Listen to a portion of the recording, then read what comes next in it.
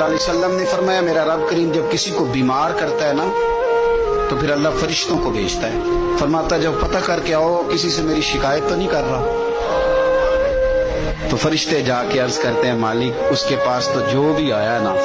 اس نے یہی کہا کہ الحمدللہ جس حال میں اللہ نے رکھا ہے میں راضی ہوں۔ اس نے تیری شکایت نہیں کی، اس نے تیری رضا پہ اس بیماری کو تیری طرف سے آزمائش سمجھ کے قبول کیا۔